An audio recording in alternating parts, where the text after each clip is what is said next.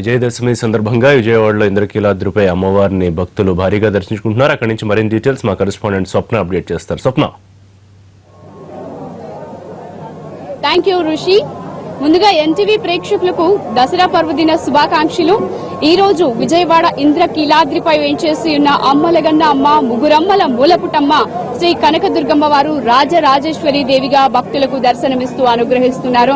అయితే శరన్నవరాత్రి ఉత్సవాలు ఈ రోజు 11వ రోజుకు చేరుకున్నాయి. ఈ రోజు చివరి రోజు కావడంతో భక్తుల సంఖ్య మరింత పెరిగిందనే చెప్పాలి. మొదటి రోజు మొదలుకొని ఈ రోజు వరకు కూడా అమ్మవారిని దర్శించుకునేందుకు భక్తులు ఇలా వేకువజాము నుంచే తరలి వస్తున్నారు. క్యూ లైన్లలో నిలుచుండి ఎంతో భక్తి శ్రద్ధలతో అమ్మవారిని దర్శించుకుని పునీతులవుతున్నారు. అయితే అమ్మవారు మొదటి రోజు స్వర్ణ కవచాలంకృత దుర్గాదేవిగా భక్తులకు దర్శనమిచ్చారు. రెండో రోజు బాలాత్రిపుర సుందరీదేవి, తర్వాత గాయత్రీదేవి, తర్వాత అన్నపూర్ణాదేవిగా దర్శనమిచ్చారు. ఇంకా కాత్యాయని దేవి, లలితా త్రిపుర సుందరీదేవి, మహాలక్ష్మి, సరస్వతి, దుర్గాదేవి, నిన్న మహిషాసుర మర్దిని దేవిగా అమ్మవారు భక్తులకు దర్శనమిచ్చారు. ఈ రోజు చివరి రోజు ఇంద్రకీలాద్రి శరన్నవరాత్రి ఉత్సవాల్లో ఈ రోజు చివరి రోజు కావడంతో అమ్మవారు రాజరాజేశ్వరి దేవిగా భక్తులకు దర్శనమిస్తున్నారు. అయితే అమ్మవారిని దర్శించుకునేందుకు మొదటి రోజు నుంచి కూడా ఈ రోజు వరకు ఇదే భక్తుల రద్దీ కొనసాగుతోంది.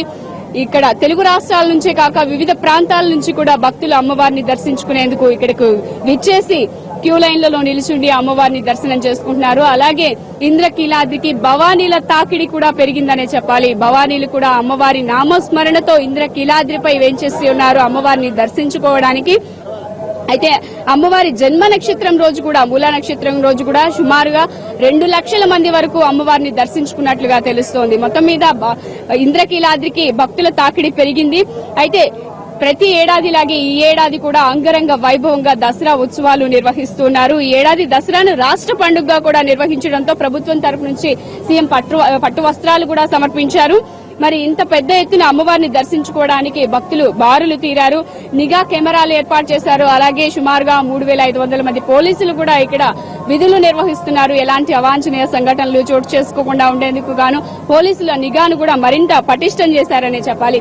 అయితే ఈ రోజు చివరి రోజు కావడంతో ఈ రోజు అమ్మవారు రాజరాజేశ్వరి దేవిగా ఒక చేత చెరుకు గడను ధరించి అమ్మవారు భక్తులకు దర్శనమిస్తున్నారు. మరి ఈ రోజు సాయంత్రం తెప్పోత్సవాన్ని కూడా నిర్వహిస్తున్నారు. తెప్పోత్సవంలో సాయంత్రం 5 గంటల సమయంలో తెప్పోత్సవాన్ని నిర్వహిస్తారు. అయితే గోదావరి కృష్ణ నదీ జలాల కలయిక తర్వాత మొదటిసారిగా ఈరోజు దుర్గా మల్లేశ్వర స్వామి వార్ల తెప్పోత్సవం కూడా జరుగుతుందనే చెప్పాలి. అయితే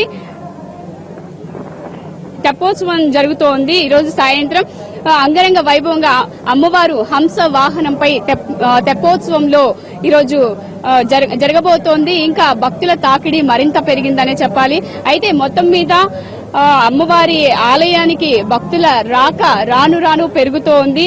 ఈరోజు మొదలుకొని ఈరోజు ఉదయం నుంచి కూడా భక్తులు ఇదే విధంగా అమ్మవారిని దర్శించుకునేందుకు ఇక్కడకు విచ్చేస్తున్నారు.